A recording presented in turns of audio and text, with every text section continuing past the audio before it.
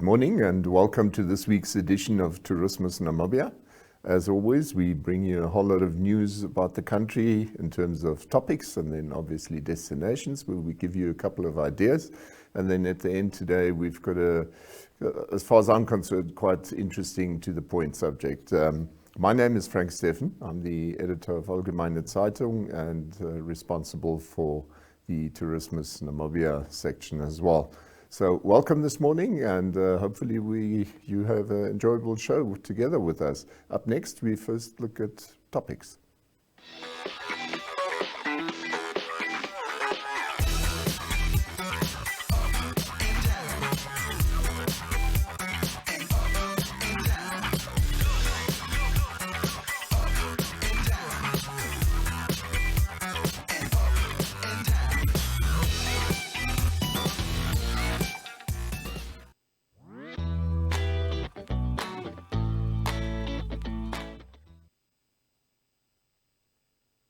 Come back, and by the way, you always see us showing you those Tourismus Namibia widgets and whatever, and maybe you should try it. We have revamped our internet page, so if you Google Tourismus Namibia, you will, I think it actually says tourismusnamibia.com. You can quickly have a look at our page. It's modernized, it's more appealing as far as I'm concerned, and obviously we still bring you news on that channel, on that page. We aim pretty much to have at least one article a day, and as a reader's service, we also give you addresses and links to banks, to car rentals, to whatever, lodges and so on. And obviously you can search for our articles, or you can simply just page down and have a look at those articles. The page is not 100% yet, but we've still got a few thingies that we need to tweak. After that, I think we've got a very, very nice page, which would allow you to not only access the articles that we're posting now, but actually go back in history, because we've linked it back into our old data as well. So by simply doing a search, you are very likely to find all types of subjects that we've previously written about, whether it's in the Zambezi region or down in Karas. It doesn't really matter. So hopefully you'll see your way open to that page and search it up and have a look at it. And by all means, you're more than welcome. There at the bottom, you can actually click on and actually send us a mail. And who knows, maybe you're even interested in supporting the show and sending us video clips or whatever, photos that you find very nice. Speaking of photos, we specifically took this photo in today. The reason being, number one, it's part of the subjects that we're talking to later on. But the other thing is, I always find that when people come from overseas and visit Namibia, they cannot believe just how blue our skies are. And I thought this one was quite a nice illustration of actually seeing how nice our country is and how beautiful it is. Anyway, so up next, topics, like I said, the first topic is about giraffes. Some of you might remember that a while back we spoke about the Giraffe Conservation Foundation and the way that they make a plan in using technology. Remember, we showed you this picture as well, where they've got their tracing Magodis, widgets, whatever. I can't get the word right now, but it doesn't matter. So they've changed it and fastened them to the tail and not to the horns anymore. So what happened now is Earth Ranger, it's a program of the Allen Institute for Artificial Intelligence, announced the Namibia-based Giraffe Conservation Foundation as a recipient of the inaugural Conservation Tech Award, which was developed to catalyze innovation and development in conservation solutions. So, and this is really exactly because of these sort of innovativeness, where they've made use of tech to really keep track of these animals and assist themselves. So what they said there is Giraffe Conservation Foundation is putting often hyped technology to the test in real-world rugged field environment, pairing technology with local community knowledge and helping researchers do less data wrangling and more science, said Tanya Birch. She's the program manager at Google Earth Outreach and a member of the selection committee. So she says, with strong track record showing impact at conserving giraffe, the Conservation Tech Award can be a launching pad for novel applications of tech. And the award consists of two $15,000 prizes, and GCF is sharing this inaugural award with the Lion Guardians in Kenya. So as far as I'm concerned, a very nice story there. And this is the sort of thing that we obviously would like to see. Then coming to the next story, this was a story we covered in the Allgemeine Zeitung, and I think I'm very likely to still bring it up in the show going forward, because what you see here in the back is part of the Erongo. And this copy that you see here in the back, where my head is now, it's called Rondekop. And so we had these arguments going on between the farmers of Amyp, Brabant, and Davip Ost. And essentially what you can see here, it's as you drive towards that mountain, obviously being our background, and there right on top there on the right-hand side, you see a sort of white spot. And what you've got is you've got these small miners. This, by the way, is part of the problem. Small miners have been allowed for years and years to mine on that copy. And now what has clearly happened is with one farmer being a local person who's involved on a day-to-day basis, he has a problem because he was accused by a farmer from overseas who comes every once in a while saying, yes, but he's allowing these small miners to mine on his side and access the mining sites via his farm, and in the process allowing them to go over onto his farm, and it becomes a big dispute because suddenly we look at all the game being poached and whatever. The bottom line is really what irks me about the story is the fact that instead of just sorting it and finding a solution, you now find that the small miners are abusing the situation and end up being the winners in every possible way, because they still go there. And in the meantime, it's not anymore the small miners that have been allowed initially to go there, but now everybody joins the club. So everybody becomes a miner, goes up there, searches for minerals, and does his mining activity, and obviously while being there, all types of game is being poached. And that to me is the essential problem, and that's why these farmers should, as far as I'm concerned, talk to each other and find a solution very fast instead of going for each other. The feeling that we had is the one farmer is Kai Uwe Denker, and we actually visited the site. That's why we've got those photos. This was the Allgemeine Zeitung now, and we found that he's made quite a lot of efforts to sort this thing. But let's face it, it's a problem. If you're not a resident farmer, then it would obviously seem to you as if you can just easily solve a problem, which actually needs a solution which two farmers have to jointly find. So it just shows how environment, at the end of the day, is the loser because humans do not communicate with each other. And I thought that was quite an interesting part that I wanted to talk to this morning. And then obviously Shark Island. This is quite a hot potato. Shark Island years ago was a concentration camp for the German occupation or under colonial rule, and they locked up Nama and Herero there. So NWR has just revamped the site and opened it up again. We spoke about it the other day. And now we have Festus Munjwa of the Genocide Foundation of the Ovareru.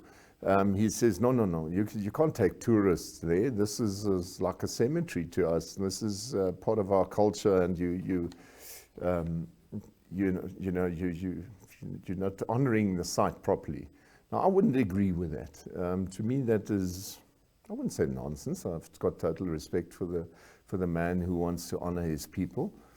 But as far as I'm concerned, if you want to honor them, why not exactly do that and rather put up a shrine at the entrance? Put up a little museum, whatever you want to do, and do awareness in that manner. Because my simple opinion is we've been independent for more than 30 years. And even before that already, this Shark Island had been converted into a camping site and whatever. Before that, it was simple rock. There was nothing. I know because as a child, I grew up in Ludwigsburg. So Shark Island in Ludwigsburg obviously doesn't have a history which we can be proud of. But on the other hand, for 30 years, nobody moaned about the fact that it was a camping site.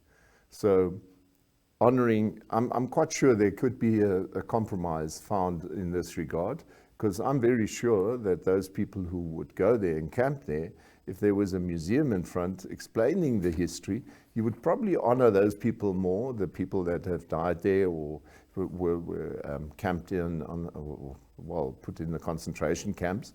I think you would do them more justice by that than simply saying, no, nobody's suddenly allowed to go there because now we've decided after 30 years this is a holy site.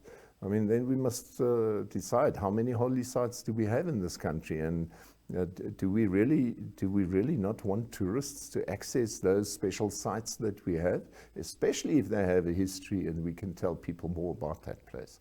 So I don't quite agree with that one, but it's up to you to obviously decide.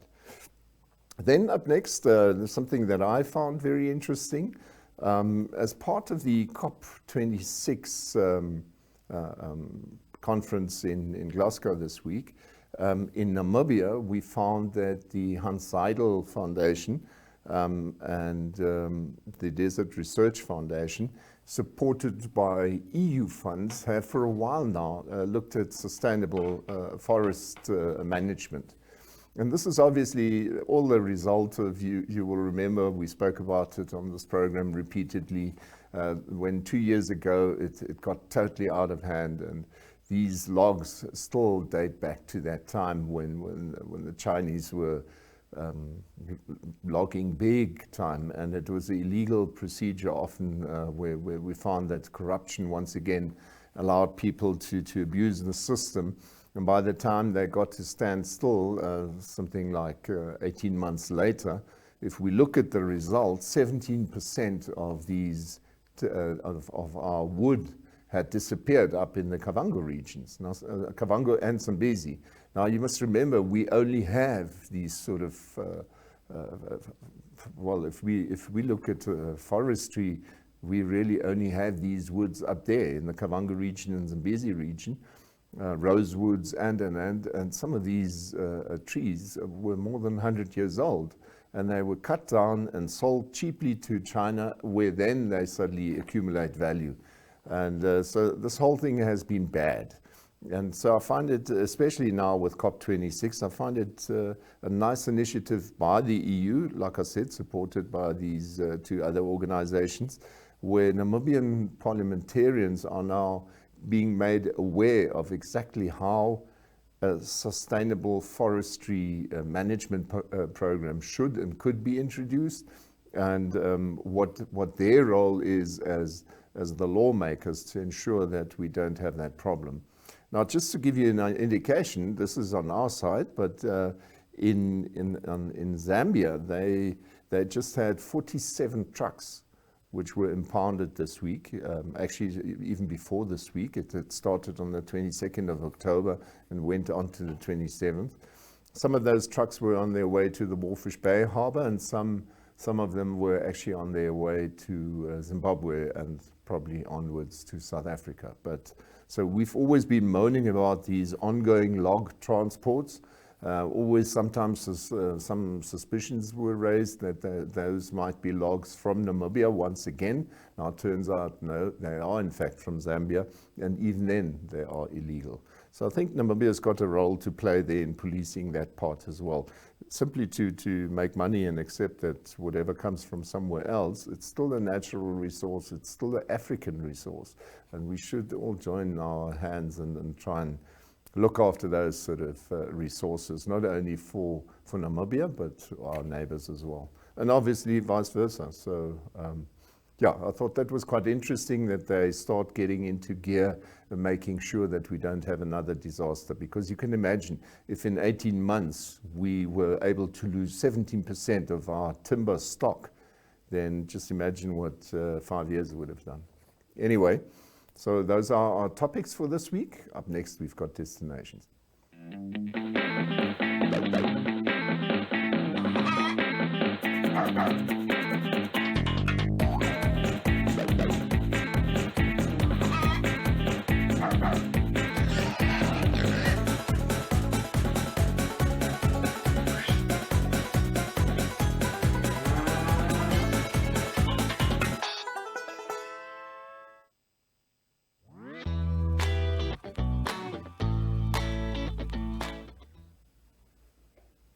Right, destinations, and this week we have a few interesting ideas for you again. The first one we would like to show is Atlantic Villa Boutique Guesthouse, which you can see here on the map. Right at the bottom you see the waterfront of Swakopmund, and the yellow line is obviously the road that leads up to Henties Bay. So it's sort of right in the rear or to the north of Swakopmund. And it's still relatively open there, as you can see. So it's the Atlantic Villa Guesthouse, and like they say on their internet site, if you choose to stay with us, you will enjoy modern home comforts in a traditional setting. Whether you're looking for a short weekend break or a longer holiday, we offer a range of packages that will cater for all. And this obviously is quite a nice little entrance there, so clearly you are safe when you decide to book in there. They've got what they call junior suites, so the junior suite with all the 5-star finishes you would expect within a spacious abode. And it's they say it's the ideal for more discerning connoisseurs. Then you've got sea view rooms and spacious sea view rooms with a private balcony and ensuite bathroom. Like they say, your children 0 to 2 years stay free, while kids from 3 to 11 pay 50%, and that's the sort of rule they apply everywhere. They've got their standard rooms, which they regard as comfortable and spacious, again with an ensuite bathroom. And then they've got apartments when you and your family want to spend a couple of days at the coast, but prefer to do it the self-catering way.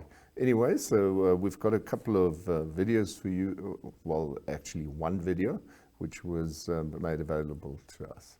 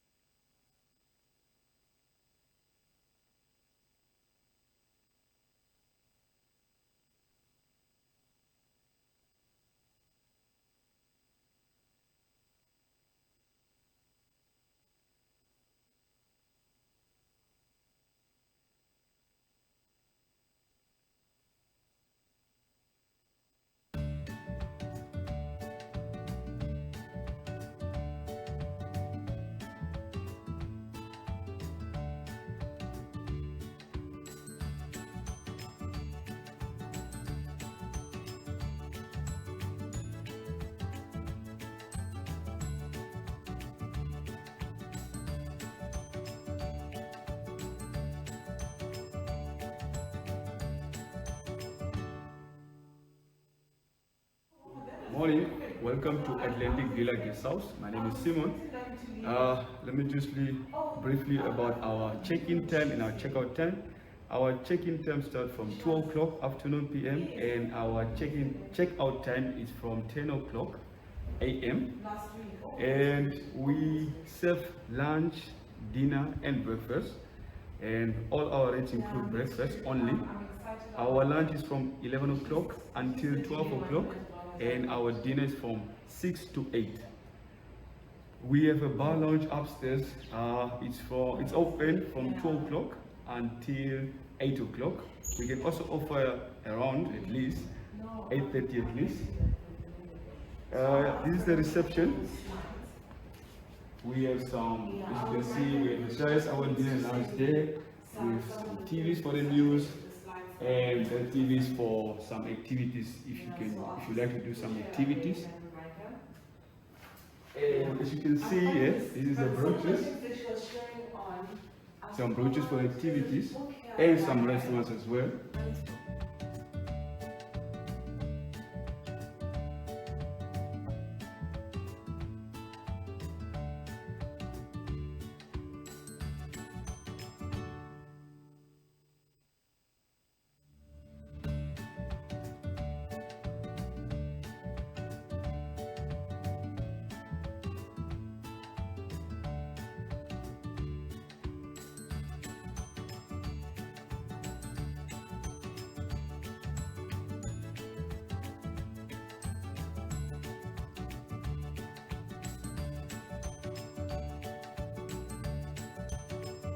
Have one bedroom. We usually put long stay people in here that work at the mine or something like that. We've got the snappy chefs.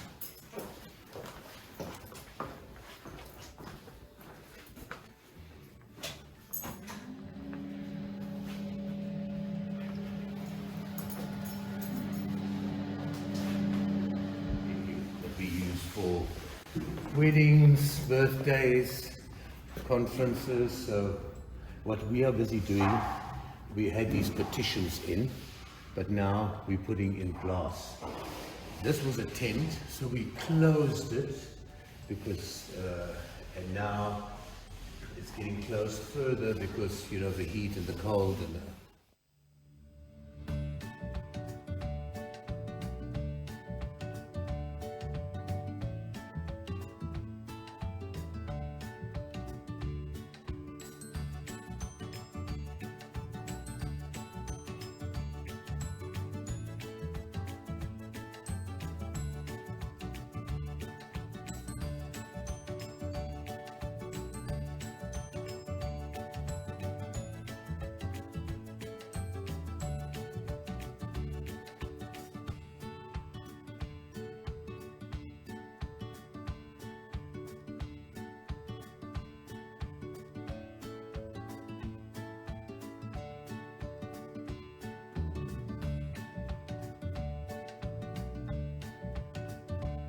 balcony, and here to the back, like this one here at the bottom, they've got a little plastic garden, I call it. This is a twin room. We get, you know, because lots of the tour groups, it's two male sharing, two female sharing and all that type of thing. Couples obviously don't like that. They don't even like the beds we push together, but twin rooms is a must. Most hotels just have twin beds. Overseas people, married couples, they stay. I'm German, my parents had something like that. They never had.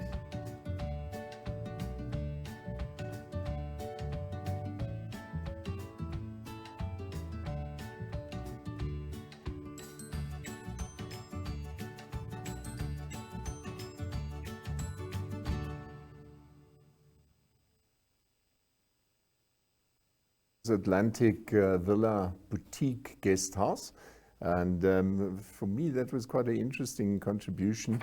If you looked nicely in the yard, they obviously have their parking bays being shaded by solar panels. So once again, in this day and age where we have to think differently, it's always nice to see that some of these hotels are really looking at alternative solutions instead of using power that we buy expensively from our neighbors. Anyway, so that was the Atlantic Villa. And up next, we take you to Windhoek, where we looked at Zenzi's coffee shop. Now, so often you find that you're in town and you don't really know where to go for a quick coffee or whatever. And so this is in the Levinson Arcade. There in the middle you can see that little red dot, Zenzi's coffee shop, which is essentially just down from Post Street Mall. Those of you who know Windhoek a bit better, Trip Travel, those sort of people, just next to them, and Levinson Arcade sort of goes right back over into the other shopping centres adjacent to Post Street Mall. Anyway, and on their Facebook site, they say Zenzi is a coffee shop that specializes in serving unique East African blends to those who appreciate a good cup of coffee. The functional and comfortable space offers aesthetic and ambitious urbanite room to retreat, commune, and, well, I suppose communicate and work. The competent and friendly staff ensures that the highest level of service and quality are maintained to even the most discerning coffee connoisseurs. So have a look at this little video.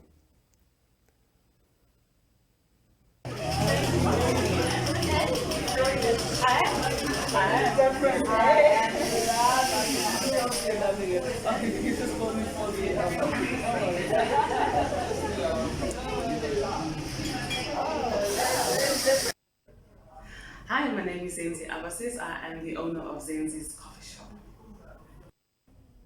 So Zenzi's Coffee Shop is literally a dream come true. It's a dream I've been carrying for over 2 decades. Since I was a student in South Africa, I wanted to combine my love for serving. I believe everybody's called to serve, but I am more in the hospitality industry.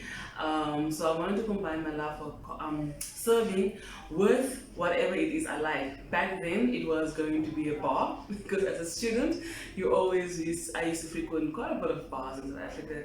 But I think it was in my second year that I discovered coffee, and a unique type of coffee. I was introduced to Ethiopian coffee by my stepmom, and since then I knew it was coffee that I wanted to serve. Then basically over the years I've been, can I say, refining the purpose. Yeah, I've been refining it, going around to see what kind of coffee shop I wanted, what exactly I wanted to portray in my shop eventually one day. The biggest thing that kept me going, and I realized over the years, is that I'm not exactly a coffee lover. I might be a coffee connoisseur, because I know, that you've got whiskey connoisseurs, you've got wine connoisseurs, but I'm a coffee connoisseur. I know what type of roast I want, which blends I want, which bean I want. So I got to that level of understanding my product. And then I realized that I want to combine that now with the atmosphere that a coffee shop presents. I would sit hours in a coffee shop as an aspiring writer. I would sit in various coffee shops across when I'm traveling to get inspiration to write. I have a blog that I write most of my stuff on, and I would do most of that in a coffee shop. I wouldn't get it anywhere else, the inspiration that is anywhere else. So then I realized when I came back home that there isn't a shop, or there isn't a place like that serves me good coffee and offers me the vibe, the perfect ambience. I can do that. So I thought, why not do it yourself? I am a firm believer that if you want something, you have to go create it or do it yourself. So that's what I did. And in 2016, 17, I believe it was, I went to business school. Now, what I haven't shared yet is that I'm a qualified geologist. I've been in the mining industry full-time for 16 years. But I think it was when I got my 10-year certificate that I realized that it's time now to pursue my other purpose, which is to serve. So I went to business school in Stellenbosch, where I got my honors degree in geology, but I went to their business school to with the coffee shop experience, it was important for me to create a place where you can work from home. The remark I get most often is, Zenzi, you were very brave to open a coffee shop during the COVID pandemic. But I think what a lot of people forget is that most successful businesses are started during an economic low. So you learn all the painful lessons during this time, and then when the economy is thriving, you've already experienced or you've already encountered that. But one specific thing that the COVID pandemic has offered or given is that we were forced to work from home. And remember, I got the shop while I was still working full time, and one of the things that was frustrating for me was not being able to leave, or not being able to take my work anywhere else to work from. So then I realized when I even wanted to work in a coffee shop, there isn't yet a coffee shop that I could find where I can plug in, have Wi-Fi that doesn't interrupt my work, and just a place that will inspire creativity.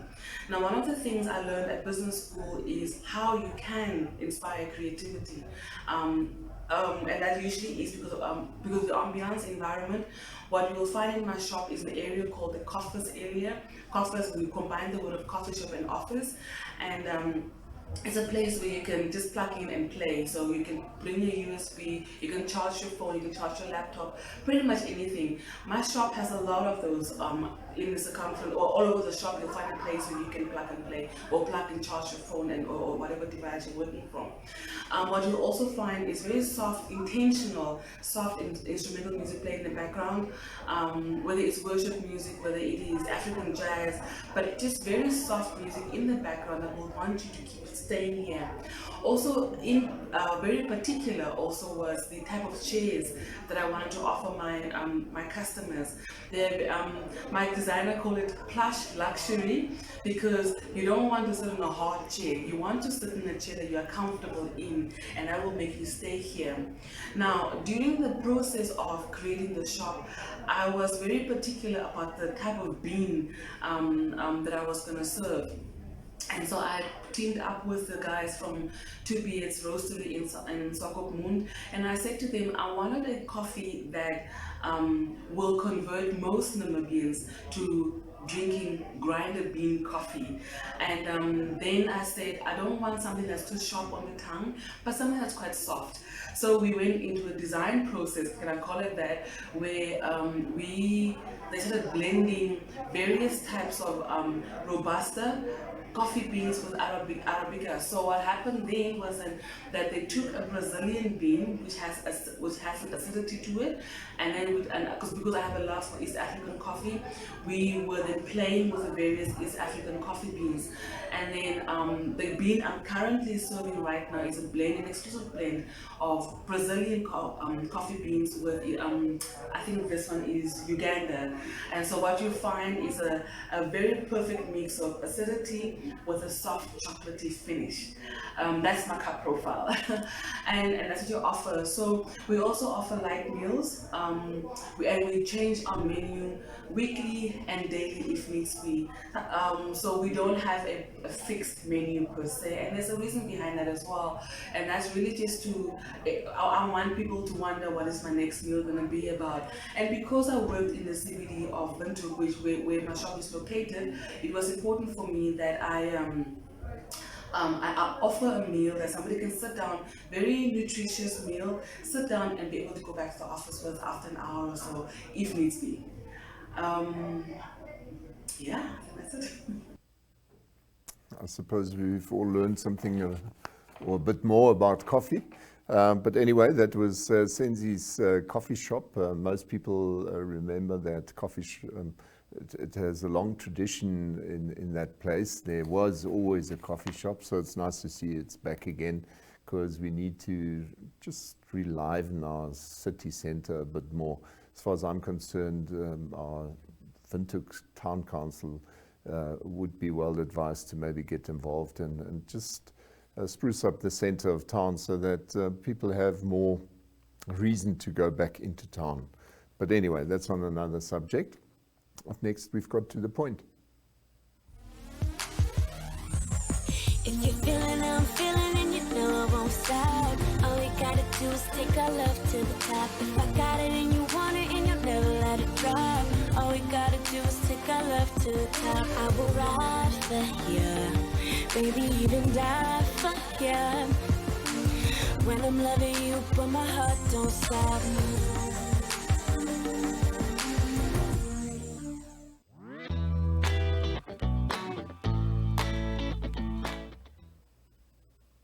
Right, up next we've got, we have a talk that Claudia Reiter had with the owners of Ghaub, that is Ghaub Nature Reserve and Guest Farm, which you find in the Otavi Triangle. Those of you who don't really know what the Otavi Triangle is, it's that area between Otavi on the one side, and then you've got Grootfontein, and up you've got Windhoek. Windhoek, Tsumeb. So anyway, the Otavi Triangle is well known because it obviously is a very lush area, and I'm quickly reading this off my notes here because the interview is in German, so you've got to bear with us. Sometimes that's how it works. People prefer to only speak if they can speak their mother tongue, and then we've got to manage around it. So anyway, the Ghaub Nature Reserve and Guest Farm is what they call an idyllic oasis in the rugged Otavi Mountains. It's got these rustic farm walls and tall palm trees, thick bush, and a lush lawn surround the lovingly restored historic buildings of the Ghaub Lodge. One needs to understand that Ghaub and its neighbor Ganachams in those years were originally farms belonging to the Rhenish mission, and they actually had real intensive agriculture going on there for many years. This I know simply because as a child I was up in Tsumeb often, and in that area, and we knew the people who were managing those farms in those years. So the 120 square kilometer area of Ghaub houses a game-rich nature reserve with extraordinary rock engravings and a limestone cave, as well as a farm with livestock and cultivation of vegetables. So clearly they're still doing a mixed agricultural income there. And like I said, I'm giving this detail to you because if you follow German, fine. If you don't, at least you've got a good idea, because it's still interesting to look at the video, even if you don't necessarily understand all the words. I think you will follow as you, now that you've got this information that I'm giving you. So they offer things like rhino drives, and you will see rhino, giraffe, eland, blesbok, and then they take you to the rock engravings. You will clearly see there the farmer explaining what sort of engravings they've got there. So I'm quite sure you'll follow, even though you're speaking German. Then, like I said, it's not only the rhino drives, but also tracking, and so it's literally walking up and facing these animals on eye level. And then you can obviously also go for the cave excursion. It's got the third largest cave in Namibia, and then farm tour, obviously, that's a normal thing, nature trails. So really much to do, and it's all set in a historical ambience. So have a look at the video yourself. Ghaub ist eine idyllische Oase inmitten der Otavi-Berge im zentralen Norden des Landes, knapp 50 Kilometer nordöstlich von Otavi. Das 120 Quadratkilometer große Gebiet umfasst eine Lodge mit Campsite, ein Naturreservat mit viel Wild, außergewöhnlichen Felsgravuren und einer Tropfsteinhöhle sowie einem Farmbereich mit Viehhaltung und Gemüseanbau. Ghaub ist eine 1895 gegründete Station der Rheinischen Missionsgesellschaft. Erst Ende der 1990er wurde die historische Gebäude restauriert und in einen Gastbetrieb umgebaut.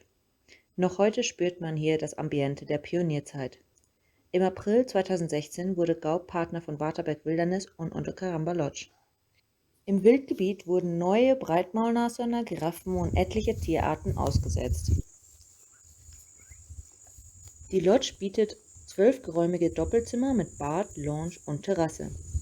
Bei voller Auslastung bietet Ghaub Platz für 24 bis zu 30 Personen. Zwecks der Aktivitäten auf der Lodge werden unter anderem Rhino-Drives, Rhino-Trekking und auch Höhlenerlebnisse angeboten.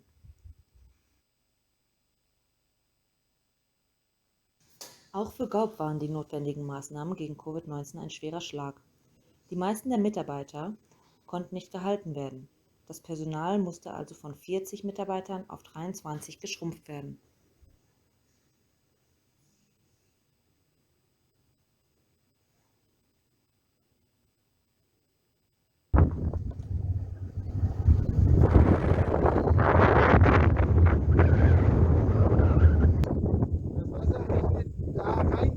Runter und steht dann gegen diesen Sockel und kann nicht weiter. Warum ist dieses Tal früher ein Sumpf gewesen? Und als die Ureinwohner hier waren und schon noch als die Mission hierher kam, da waren hier so Sümpfe mit Elefanten und alles drin. Dann haben die erstmal versucht, die Sümpfe trocken zu legen. Das haben sie auch geschafft.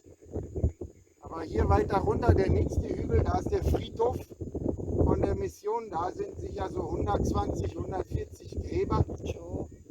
Und da sind sehr viele an Malaria eingegangen, auch Kinder. Weil das war eine Malaria-verseuchte Gegend früher. Ja. Sie haben gesagt, das war die letzte Schlacht zwischen. Das letzte Gefecht zwischen den Südafrikanern und der deutschen Schutztruppe im Ersten Weltkrieg fand hier statt. 3 Tage später hat die Schutztruppe bei Otavi kapituliert. Damit war der Erste Weltkrieg 1915 für Deutsch-Südwest zu Ende. Und hier hinten, wenn man den Hügel weiter hochgeht, sind noch die Geschützstellungen, wo sie ihre Kanonen stehen hatten.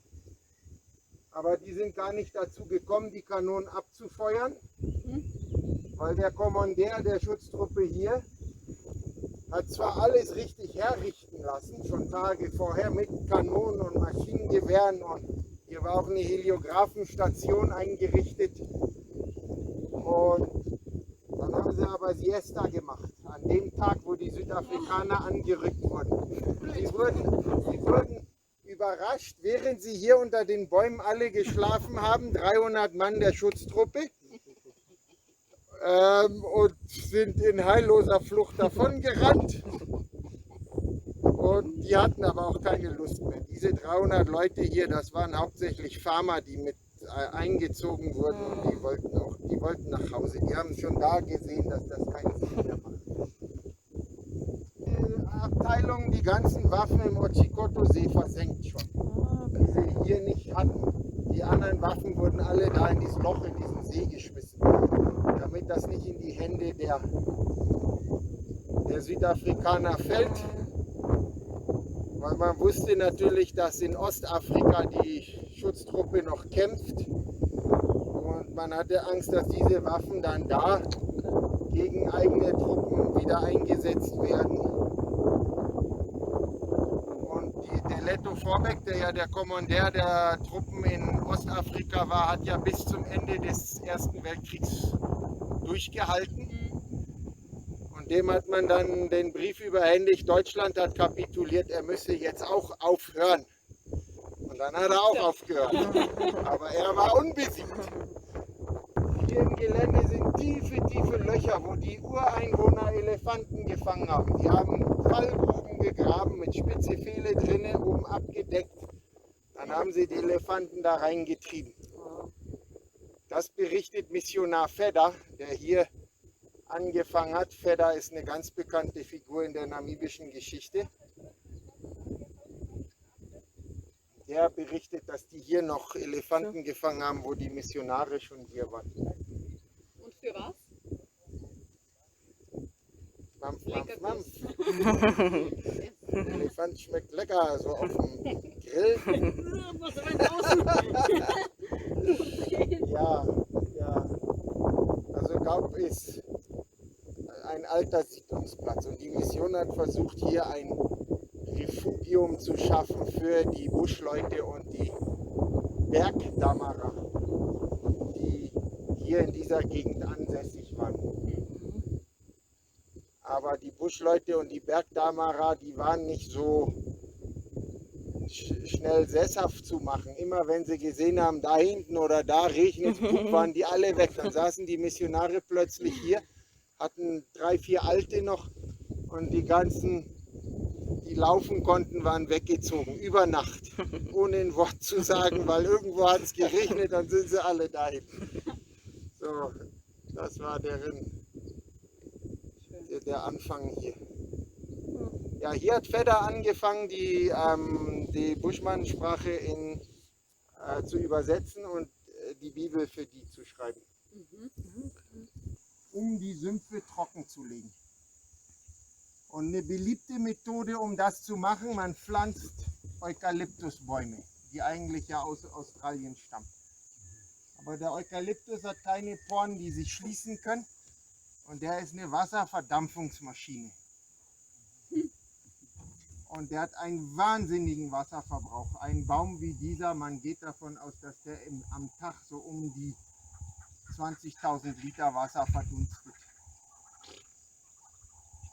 Darum ist in Südafrika die Pflanzung von, und auch in Namibia, von neuen Eukalyptusbäumen verboten. Dagegen laufen aber die Bienenzüchter Sturm, weil es gibt eine Phase in unserem Jahr, die Monate Mai, Juni, Juli, wo es kein Futter für Bienen hat. Darum ist die einheimische Bienenbevölkerung immer gering.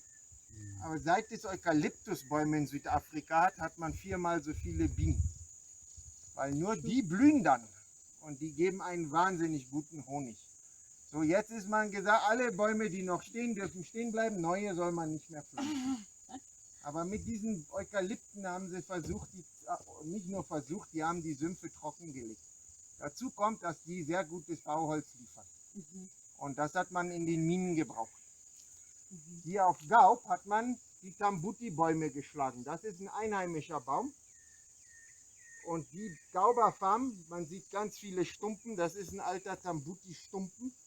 Hier wurden tausende solche Tambuti-Bäume gesägt und an die Mine in Tsumeb geliefert als Stützbalken für die Schächte. Tsumeb ist die Kupfermine der Welt, die am längsten ununterbrochen in Betrieb ist. Die ist seit 1890 irgendwann ist die in Betrieb und wurde nie zwischendrin stillgelegt. Die Lope. Da ist was Größeres, ein größeres Zebra. Der Elefant ist wirklich außergewöhnlich, weil der ist das einzige Bild von einem Tier, wie das Tier aussieht. Das andere sind immer nur Spuren. Wir haben hier in den Bergen auch so große Nashorntatzen, die sie reingraviert haben. Elefantenspuren, Löwentatzen. Löwen, gibt es hier Löwen? Noch? Gab's. Gibt's nicht mehr. Nee.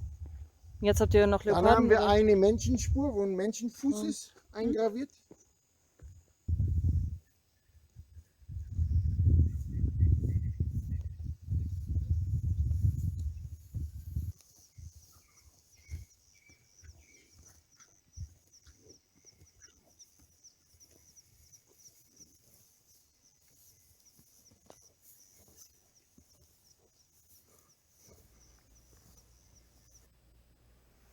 Yeah, that was quite interesting. Obviously, if you can follow German, what was sort of just a snippet that I found very interesting. You could hear him speaking about Feder, a missionary.